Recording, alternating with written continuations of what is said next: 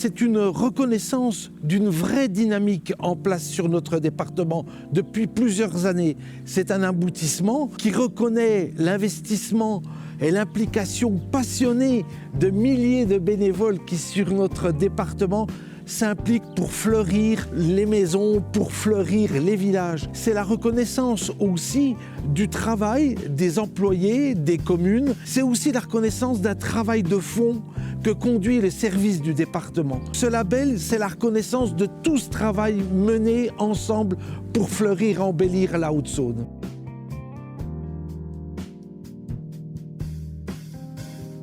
L'attractivité, c'est aussi à travers le fleurissement, l'accueil, l'ouverture du visiteur qui découvre des endroits remarquables, des endroits typiques, authentiques. C'est aussi un gage de qualité de vie. Habiter un village fleuri, ça donne aussi de la fierté, de la qualité à ceux qui y résident. C'est un gage d'attractivité aussi parce que ça participe d'une politique volontaire du département en matière de protection de l'environnement, en matière de développement touristique et d'amélioration du cadre de vie.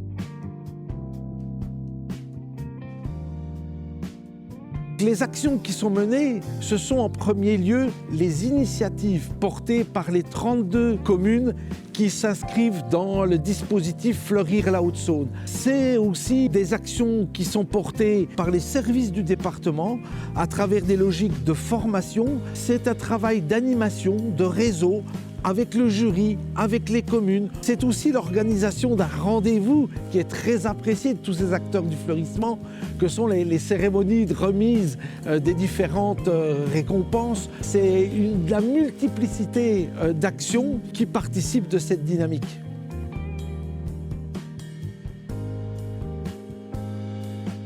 Le département est engagé dans cette dynamique depuis près de 50 ans. Il obtient ce label pour une durée de 5 ans.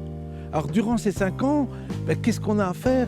On a bien évidemment à conforter, consolider notre action avec un accompagnement renforcé de ces communes. Un élément aussi fondamental, c'est prendre en compte le réchauffement climatique, la préservation de la biodiversité et de faire de cet impératif un élément singulier, un élément exemplaire de la politique de fleurissement de notre département.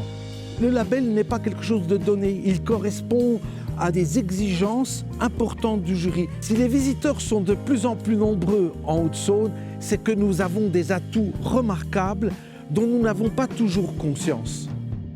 La Haute-Saône, qui a l'habitude de faire la course en tête, a rejoint dans ce dispositif le peloton de tête des départements fleuris. Nous partageons la fierté d'habiter ce beau territoire et d'ensemble affirmer c'est beau chez nous.